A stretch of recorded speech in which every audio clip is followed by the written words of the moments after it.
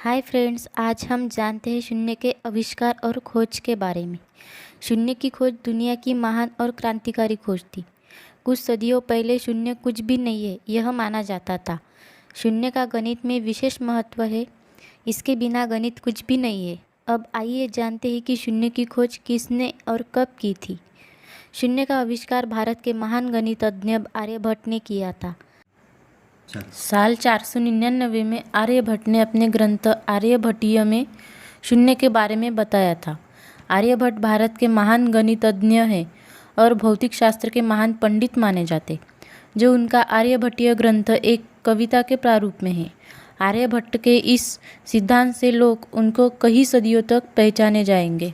जैसे कि हमें पता है कंप्यूटर भी 2 बाइनरी नंबर से ही चलता है, 0 और 1, तो इससे ही हमें पता चलता है कि शून्य का महत्व टेक्नोलॉजी में भी कितना है। प्राचीन समय में संख्या तो थी, पर कितनी थी इसके बारे में कोई विशेष जानकारी नहीं है।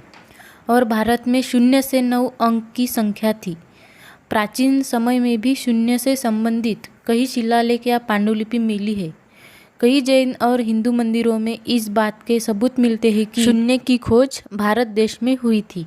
भारत का शून्य पहले अरब, बाद में यूरोप तक इसका प्रचार हुआ।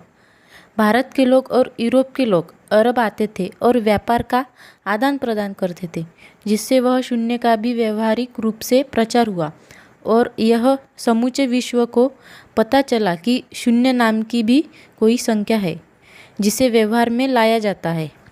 वैसे किसी भी संख्या के पीछे शून्य को लगाना, इसका उपयोग भी भारत से ही शुरू हुआ था। यह भी खोज भारत की ही देन है। वैसे शून्य का मतलब कुछ भी नहीं, पर शून्य किसी संख्या के पीछे लग जाए तो 10 गुना उसका महत्व बढ़ जाता है।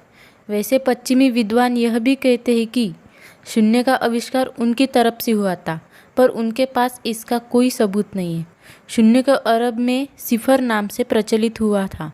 वराह मिहिर ने अपनी किताब पंचसिद्धांतिका में शून्य को बताया था। गणितज्ञ ब्रह्मगुप्त ने भी शून्य को परिभाषित करने का प्रयास किया था।